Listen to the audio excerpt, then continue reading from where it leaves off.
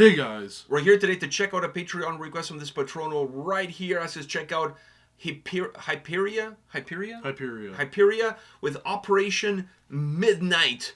Alright, I don't know anything about this band. I've never heard of them before. Let's just fucking press play and see where this takes us. Yeah. Alright, let's do it.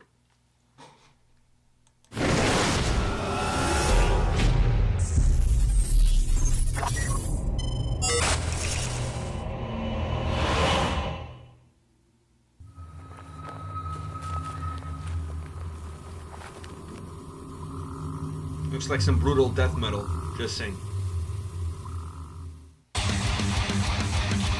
Maybe not. Ooh.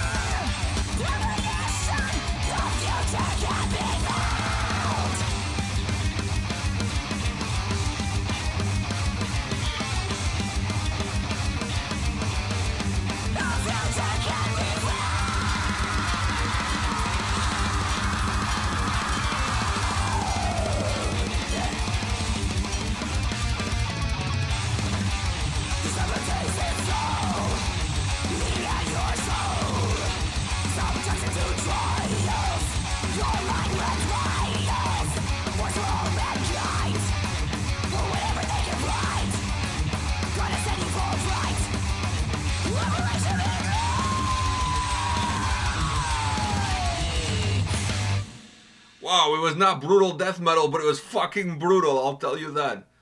Wow. Very old school. Very old school. I absolutely loved it. I absolutely loved it. The guy with the Sodom t-shirt, I didn't know Wayne's World could play bass. He looked like... Yeah, you know, I was going to say Bruce Dickinson from 1986 is calling he wants his hair back, but, you know, Wayne's World, that's probably a better one. He looks like Wayne, right? Yeah, that's probably a better one. Even the facial, everything. Even the jean shorts. Yeah, he looks like Wayne. Yeah. I'm now that you're saying that, a little bit of that. Well, more than just a little. There's a lot. There's a lot of it. That dude's style is completely dated. Yeah, he's dated. A lot of them are actually. A lot of them are. But you know what? When you sound like that, I don't fucking give a shit. You can do whatever you want. They came here from. It's like they came in a time capsule. Yeah, they came from a time capsule. Yeah, it's like something out of like the mid '80s, early, you know, like late '80s or mid '80s, I would say, before you get into the '90s, like that '80s period there. Yeah. Ah, fuck, man. Absolutely phenomenal. From the vocals to the sound. I want to hear what you think. So... Just because this is more of your... Let me start off with the only negative that I could find in this song. There's only one... outside breakdown. Actually, no. I was not going to say that. But, you know, that could also be said. But, no, that's... No cowbell. No, also not that. Outside of the fashion faux pas and the hairstyle of the bass player, which is compensated by the fact that he was wearing a Sodom t-shirt. The fact that he's wearing the Sodom t-shirt, it kind of gives him carte blanche, and for those of you that don't speak French, that means a white card, to do whatever it is the fuck he wants to do. He didn't have to dress like that. He could have just wore the Sodom t-shirt. In Speedos. I would fucking give a shit. Okay. I wouldn't fucking give a shit. Give him some budgie smugglers in that Sodom t-shirt, and he's fucking good to go.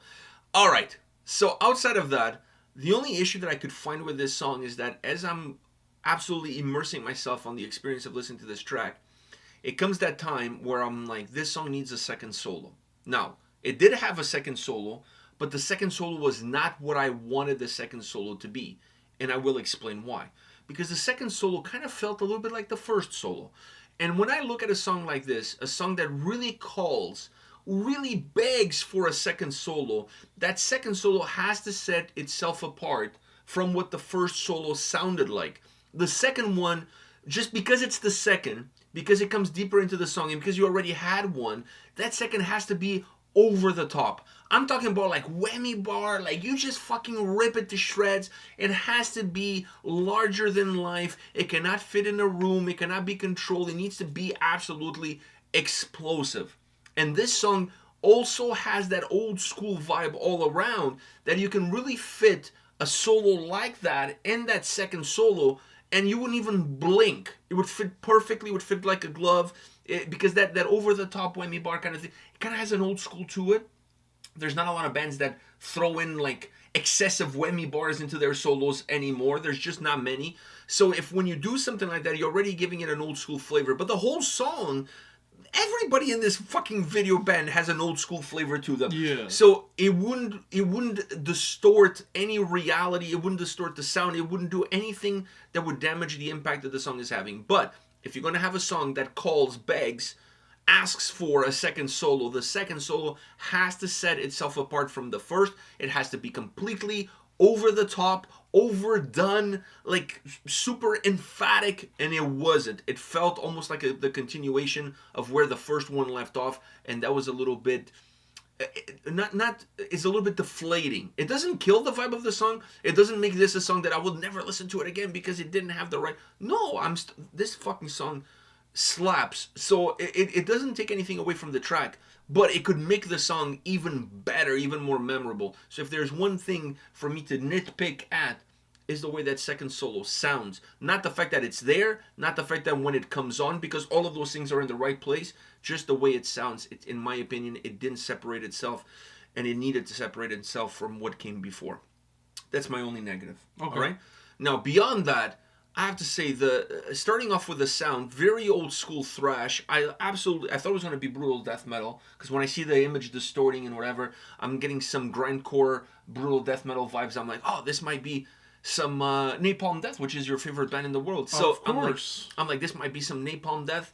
and it may have that vibe, or it might be some brutal death metal, whatever this is going. That's kind of where my mind was going with it. So when the guitar came in, when those riffs came in, by the way, there was no drummer in the video.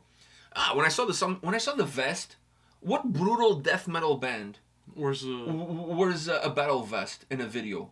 You know what I mean? Like, tell me one. You know what I mean? So that, when I saw the Sodom t-shirt, when I saw his look, I'm like, no. Unless this is Sanguisugabog, you know, like, there's no way they're gonna pull off this shit. Because those guys, they look old school, but they're not. You know what I mean? And they're brutal. So, no, outside of those dudes. Fuck, I haven't heard that name in a long time. Yeah, outside of Sanguisugabog, outside of those guys, shout out to them. Outside of them, there's really not many bands out there that would look like that and not sound like that. Exactly. You know what I'm saying? So I felt like this sound is magnificent. The guitar player, the guitar playing throughout, both guitar players, the guitar playing throughout the entire song is phenomenal. It's so penetrating, so driven, but so groovy at the same time. It's just, I love the guitar sound is like oxygen to me. I just absolutely love that kind of sound. It makes me feel younger, because that's the sound that got me into metal, was that kind of guitar sound to it. I just love the way they sound. I love the way they feel. No drummer in the video, so I wonder what that's all about. But whatevs. And then we come to the vocals. In the vocals, there were some it's really hard. I didn't really grow up listening to thrash metal with a female singer in the band. I didn't. And it's not something that is very familiar to me. Okay, maybe it's my ignorance. I was very surprised when... I was surprised too.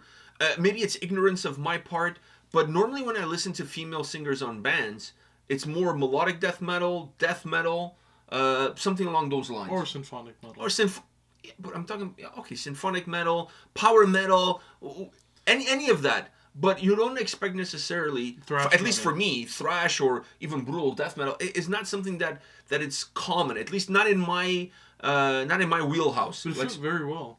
It fit very well. I'm just saying this, like, I may come across a little bit ignorant about it. Maybe there's great bands out there that fall into that profile.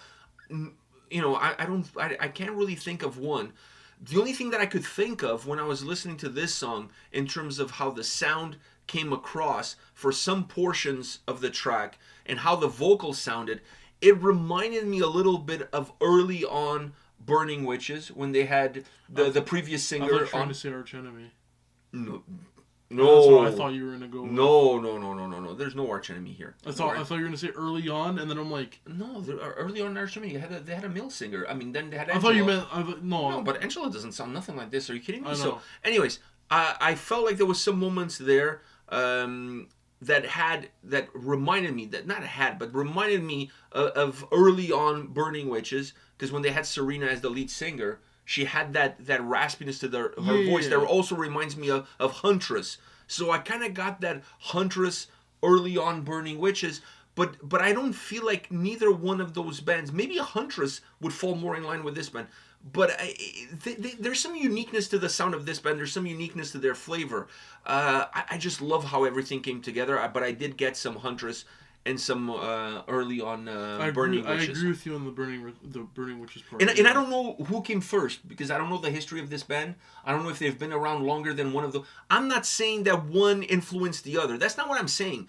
But from a personal perspective, that I've never heard this band before, but I'm well versed in Burning Witches, and I know Huntress.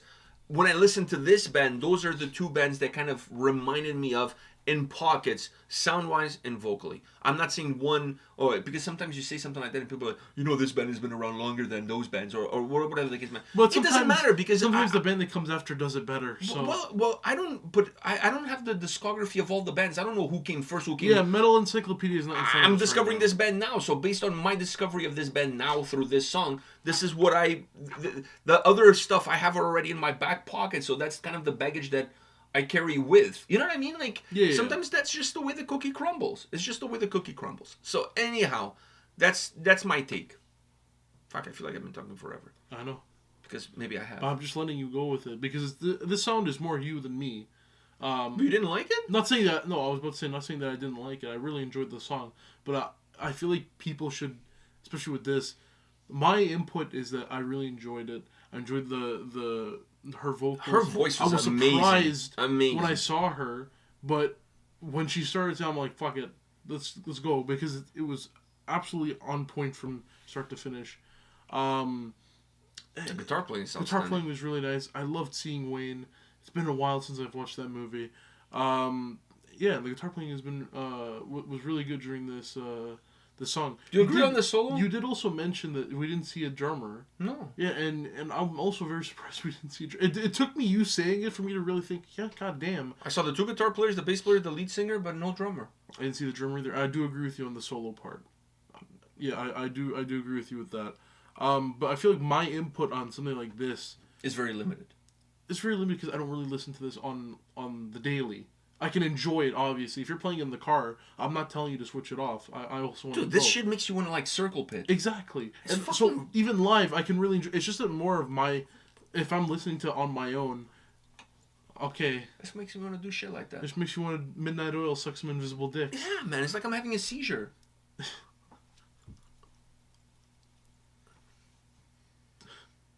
I was gonna say something, but whatever. That's me in the pit. Seizure was the best word you could have said. Yeah. Let's keep it PG. Yeah. But you know what I listen to on the regular is not this. All right, but you can appreciate. But I can really appreciate this sound, especially even live. Live, I'll go crazy with this. It's weird. Like I can go crazy with this video wise or listening to it in the car if you put it on or live, but not many hit my playlist. Not many. Okay. There are some, but not many. All right. That's why I let you talk a lot when we do stuff like this, because it's more of your input that should be put out to the masses, not just me rambling. All right, which is what you're doing right now. Exactly. All right. On that note, guys, let us know, man. Let us know in the comment section who's this band, how long they've been around, what's their influences, where they're from, what the fuck happened to the drummer, Wayne's World. Hit us up with everything that you got about this band, because this was a great request from one of our patronos. So we'll see you guys at the next video. See ya.